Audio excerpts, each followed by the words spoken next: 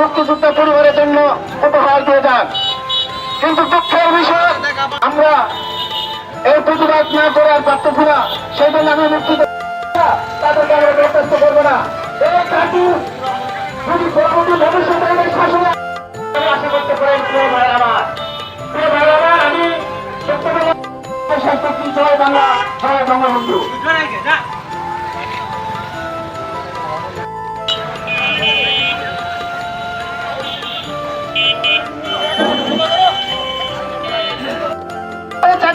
তাদের আজ ঠিক চলা পিলি ঘটেছে।